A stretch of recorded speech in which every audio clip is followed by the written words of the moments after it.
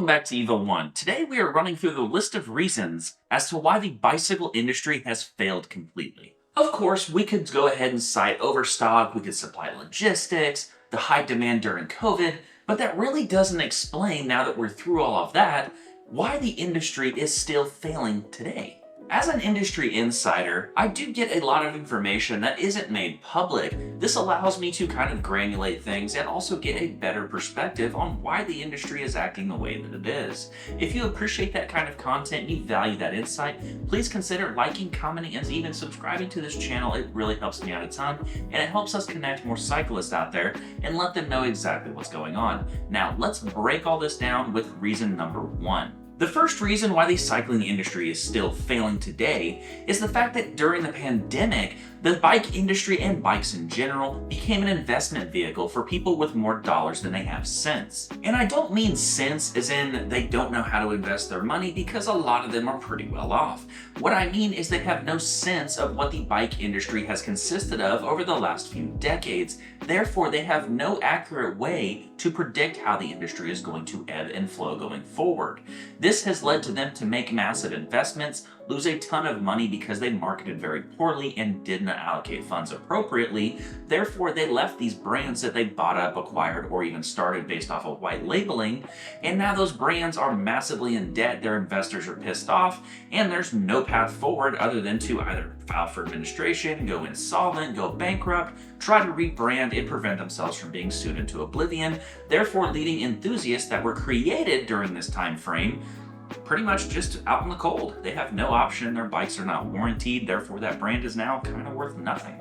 The second thing kind of plays off the first a little bit. Whenever I say more dollars than cents, this is a prime example. You spend a ton of money to try and build up inventory because your demand is high during a specific season. Of course, the seasons kind of ebb and flow again, and it slows down. What happened in this scenario is the bike companies, with people who have no idea that are running them currently, they overordered inventory.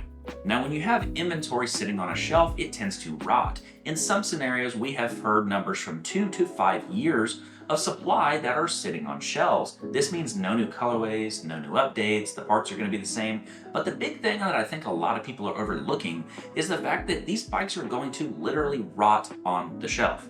Dry rot on the rubber, brake fluid is going to draw water in, seals are going to go bad, and this technology is going to be outdated. There is a certain time frame that is generally put on parts. In the automotive world, it is typically 10 years after the manufacture of a vehicle that companies have to supply replacement parts for it. The bike industry is the exact same way. The third reason is the fact that whenever they came into the industry, they created this avatar that honestly didn't exist. So I get it and I understand that there is an enthusiast crowd out there, but for the most part, the 60 to 70% of consumers that bought bikes during the pandemic, they didn't need a full squish long travel enduro bike.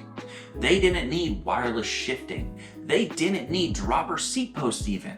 And it's just a hard fact. If you're watching this channel, you're probably really into bikes, and I understand this may not be you that I'm talking about, but you have to understand why it did this to the entire industry. Why do we now see so many mid-tier bikes that aren't crazy high-end carbon, mega builds, but then we also don't see many low-end builds? There's just this massive range. Mountain bikes, for example, there's a huge, massive range of bikes that are $1,700 to $1,500, all the way up to like $3,500, and then there's maybe 1 or 2 models above that and really nothing below it other than hardtails. So it's really interesting that they created this avatar, tried to make everybody an enthusiast, and part of that is due to their marketing. They went out and they sponsored a bunch of YouTubers and got people to go say, oh yeah, promote this lifestyle, cycling, you can be a hardcore mountain bike rider or hardcore gravel racer or adventure biker, bike packer, road bike rider, and everybody was going to be some high performance athlete, when that's not the avatar that they should have focused on. They should have focused on catering to the enthusiast, not trying to just mass produce bikes, get them out there to every single person. So the third reason is because they created the absolute wrong avatar and focused on the wrong customer. They tried to do a one-size-fits-all and shotgun bikes out to everybody, and I think that really screwed the industry up. The fourth reason why the bike industry is failing is because they went direct to consumer. Now, I understand direct to consumer works in a lot of different industries, but not bikes. Not in an industry where the end user has to have a personalized item at the end of the day. What happens with bikes is if you're not fitted appropriately, your bike's going to hurt. It's not going to ride right. You're going to have weird geometry. It's going to feel awkward. And that leads to a dangerous scenario.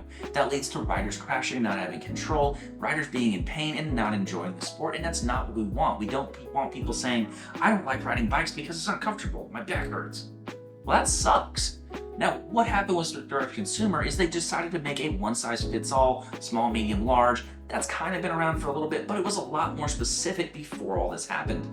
Now, when this happens, people get bikes that they don't know how to work on. I am actually an ASE Master Automotive Technician. I went to automotive college. I've got all these degrees. I've got Audi and Mercedes-Benz certs. I know how to work on cars, but there are still points where I'm working on my bike and the shifting kind of throws me for a loop, trying to adjust everything. I take it to a bike shop to get it perfected because those guys are experts on that exact system.